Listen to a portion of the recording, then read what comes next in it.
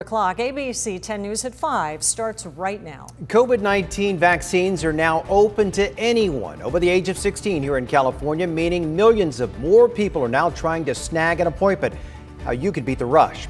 Plus, San Diego Mayor Todd Gloria proposing a $4.6 billion budget to help the city recover from COVID-19. The 6 areas the mayor says will get the city back on track. And construction on a trolley project could connect Old Town to the UTC area is entering its final phase. The impact it will have on you. ABC 10 News at 5 starts now. Get it done. You want to be able to live your life as normally as possible. Today is the first day California is offering COVID-19 vaccinations to everyone age 16 and over, but getting an appointment will take some time. Good evening. I'm Kimberly Hunt. And I'm Steve Atkinson. The vaccine expansion comes exactly 2 months before California aims to fully reopen its economy. But a lot more shots have to go into arms before that happens. Our ABC 10 News reporter Jennifer Dela Cruz shows us what you can do to increase your chances of booking an appointment soon. It's one of the most highly anticipated vaccines in history, and 4 months after its release, Americans are still struggling to make appointments for the COVID-19 vaccine. On Thursday, everyone 16 and older became eligible in California, meaning demand for doses is only going up. It was tough to snag an appointment, but it was there for me when I needed it. One of the main downfalls of scheduling an appointment is that there's no centralized system. Instead, users have to manually check and recheck multiple sites and providers. You can start at the state level, going to myturn.ca.gov. If you signed up for alerts beforehand, they sent out links earlier this week to make appointments. San Diego County also has a link on its website with available times. Healthcare providers have been reaching out to their members as they become eligible ever since vaccinations started in December. Kaiser Permanente sent out texts earlier this week prompting users to schedule an appointment through an e-visit. Sharp Healthcare says there may be a trick to help you with their website. Check in the afternoon, especially if you check around 2 or 3 o'clock and there happens to be an appointment available at 5 o'clock and you know that you have the availability to get there. I've heard from people all the time that they've had luck doing that way. You can also check local pharmacies like CVS, Walgreens, Rite Aid, and Vons. On Twitter, bots like Covax SD, VaxSpotter, and COVID Vaccine SD scan all of those sites for you and tweet out availability in real time. And if you're not tech savvy or don't have internet access, you can call 211 to make an appointment with your doctor's office or a county site. Don't give up. Keep trying. Whether it's 10 o'clock in the morning or 2 o'clock in the afternoon, you will be able to get an appointment. You just have to keep being persistent. Jennifer Dela Cruz, ABC 10 News. Roughly 50%, half of the population in the state of California that is eligible to receive a vaccine has done so.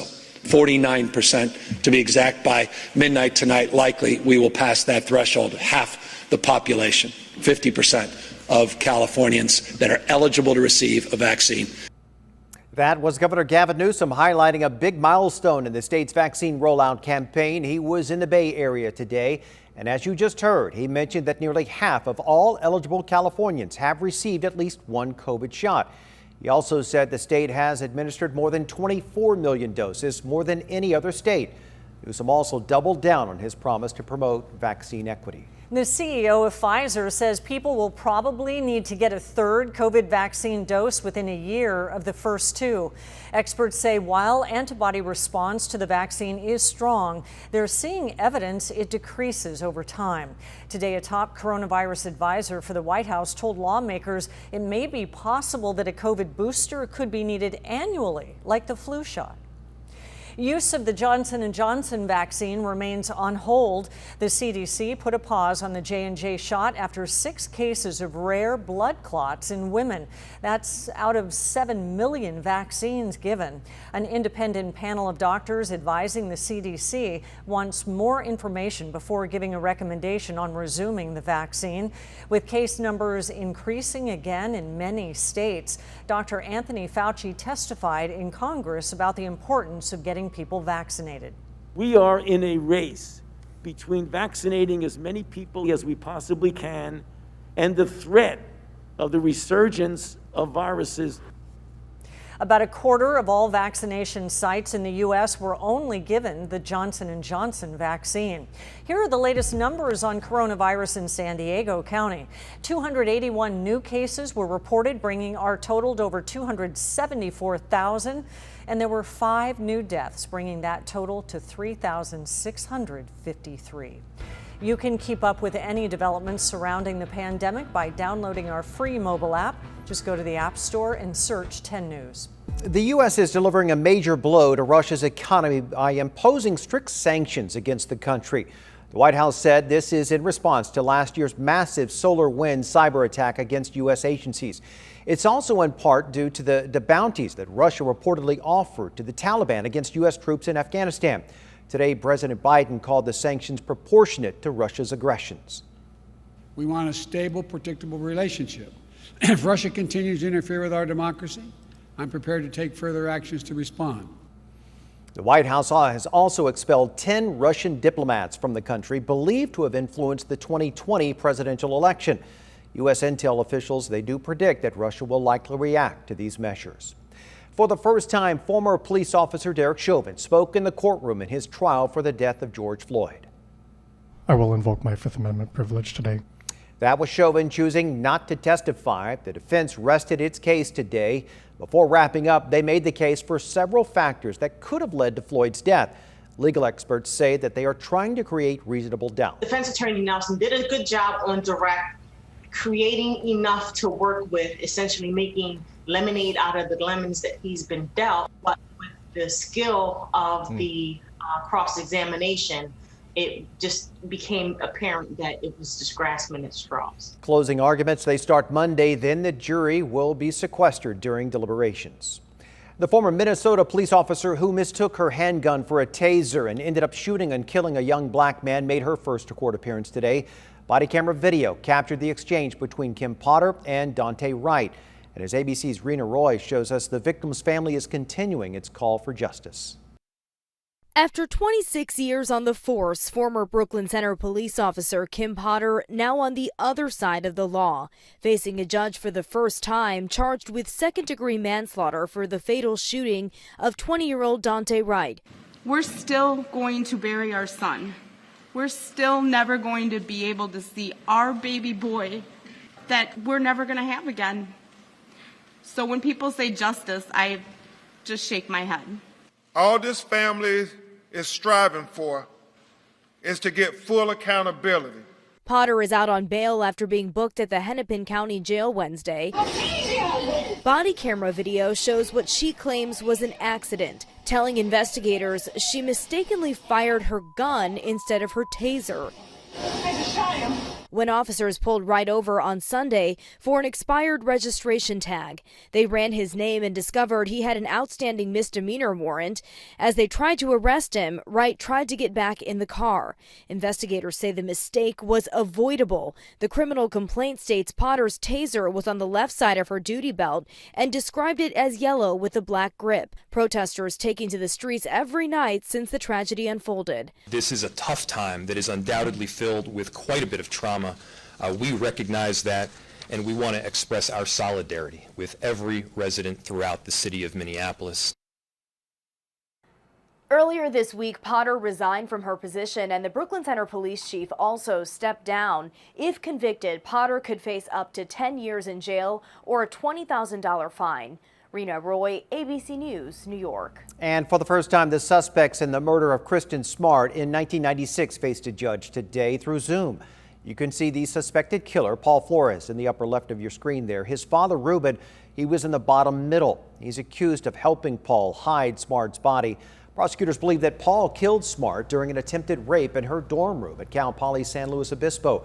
They also believe that Flores assaulted other women in the years since. Today, the judge postponed the arraignment and bail hearings until Monday. Mayor Todd Gloria today proposed a $4.6 billion budget aimed at getting San Diego out of the grips of the pandemic. The budget will be balanced after the city received more than $300 million in stimulus funds. ABC 10 News reporter John Horn reveals the 6 key areas the mayor says will get the city back on track. Super Cocina in City Heights has survived all sorts of challenges over the last 30 years. But owner Juan Pablo Sanchez says it may not have beat the pandemic without a grant from the city. This grant was not only a lifeline to keep our struggling business alive, it was also a boost in morale. Aid to small businesses, a key part of Mayor Todd Gloria's proposed $4.6 billion budget for the fiscal year starting July 1st. The budget unveiled Thursday focuses on 6 areas: the economy, city and homeless services, police reform, climate change, and recreation and education. Libraries would be closed Sundays and Mondays, saving the city nearly $7 million, but virtual learning would be expanded. Amid a potentially subsiding pandemic that has devastated our local economy, our attention is now turning toward recovery, and this budget invests in that. The budget creates $10 million for small business loans and a concierge program to help them navigate the city. It adds $10 million to build new streets and more than $10 million for homeless services and to fund a new strategies department. The budget cuts the police overtime budget by $4 million, reinvesting that money through the new Commission on Police Practices. This budget lays the foundation to get San Diego back to work and back on track. The city recently got $306 million in federal stimulus, covering deficits this fiscal year and next fiscal year. Gloria says the money helped avoid reductions in city services and cuts to city staff. John Horn, ABC 10 News. The mayor will present his proposed budget to the city council on Tuesday. It will go through public review with a targeted adoption in June. The Port of San Diego is advancing a plan to build a hotel on East Harbor Island. Developers are proposing a 450-room hotel with either extended stay rooms or limited service rooms. Now, there would also be amenities open to the public. That includes a walk-up restaurant, a bar area, retail shops, walking paths, and parking. Port staff is currently working to finalize a draft of that project for approval by late spring or possibly early summer. And construction on a trolley project that will connect Old Town to the UTC area is entering its final phase. That also means traffic will be impacted because of road closures. ABC's Rena Nakano shows us what to expect. We're certainly in the home stretch. Mid-Coast Corridor Project Director Ramon Ruelas cannot wait to share his project to the world.